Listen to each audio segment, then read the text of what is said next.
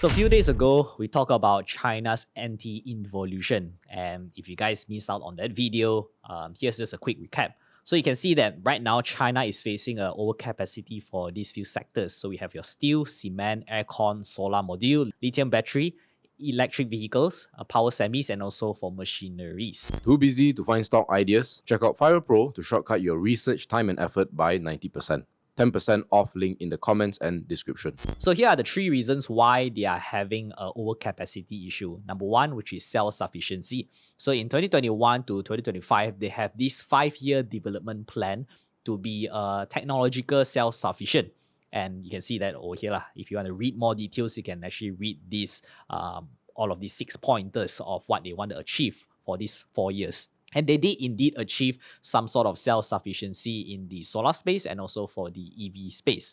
And right now, obviously, they are facing some sort of overproduction, which resulted no price wars to happen and lesser profitability.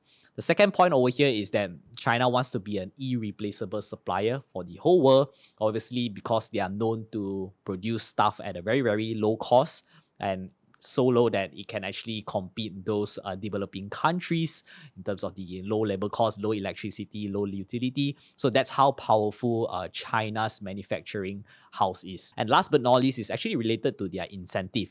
So in China, the regions actually compete for growth during the reform, and they are actually getting paid strong incentive for the party state bureaucrats. So what this means is that the more they grow that sector in a certain region, if let's say this region managed to outgrow the other region, this region, the political party, whoever controls the state, will actually get some sort of like promotion and also get paid a lot. And if you want to know more on the, what is China about, what sort of practices have they been doing, and also why does this professor think that China is likely to face some sort of like slower growth in the future, or you can actually watch the video. I'll put the link in the description. So here are a few sectors that might be affected by this China's anti-involution. Obviously, we're going to be talking about Malaysian stocks. So number one, we have over here, which is the solar EPCC guys. So you have your Solar Vest, BM Green Tech, Pekat, Saipak, Samaiden, Sunview, and also the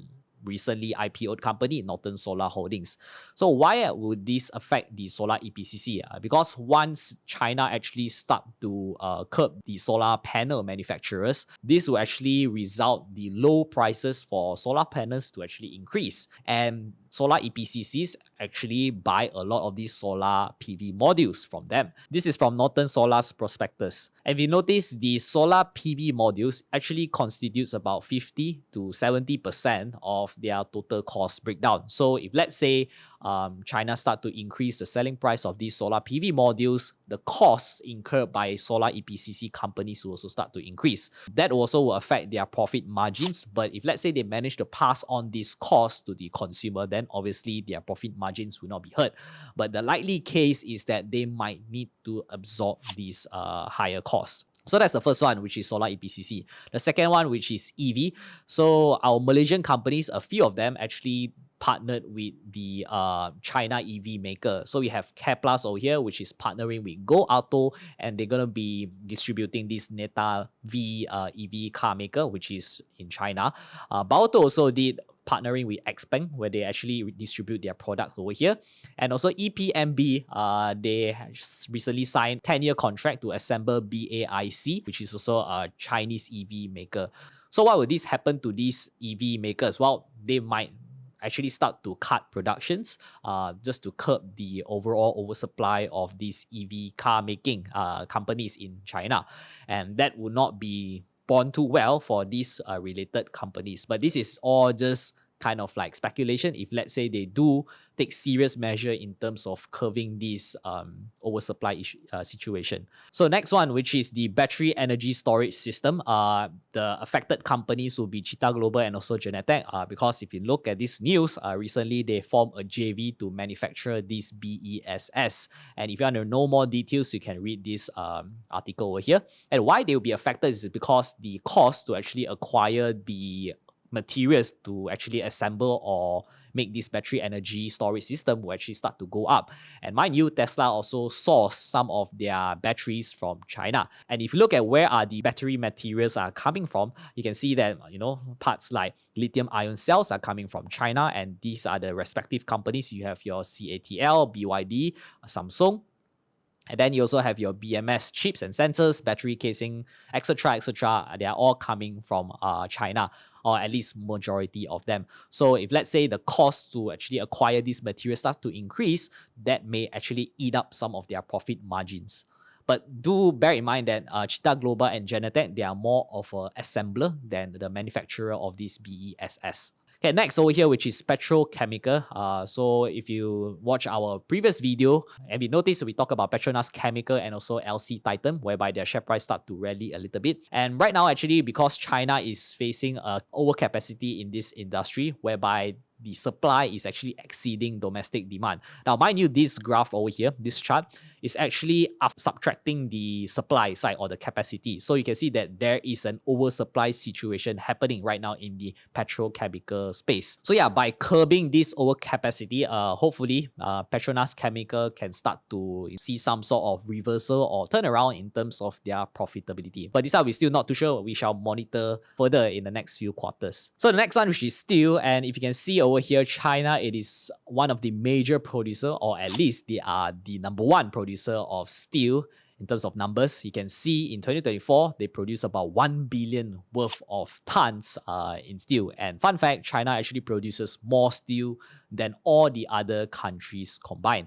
And they are so big, they are producing so many that other countries like Malaysian or even Southeast Asia actually impose some sort of anti-dumping measures or anti-dumping duties on steel and tin plate or other related products from China, because there's just too much of the supply. So assuming if China start to reduce this overcapacity, or they start to consolidate the players within the country, well, that means that the supply will start to decrease. And if supply decrease and assuming demand stagnates or maybe grow a little bit more, steel rebar prices will increase, and that would benefit some of the companies inside this sector.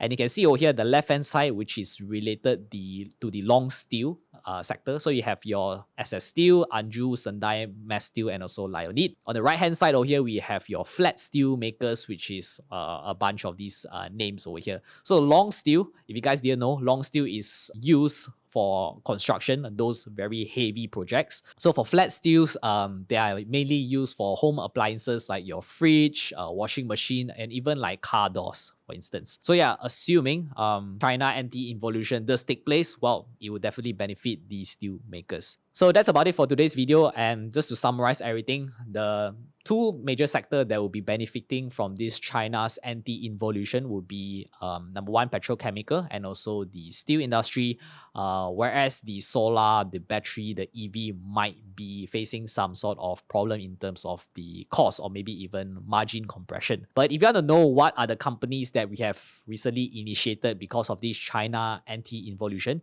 you can check out in our Catalyst portfolio inside FIRL Pro. And yeah, just to share with you guys, this is FIRL Pro's July 2025's update. So far, we are up about 33.82% for the Malaysia portfolio.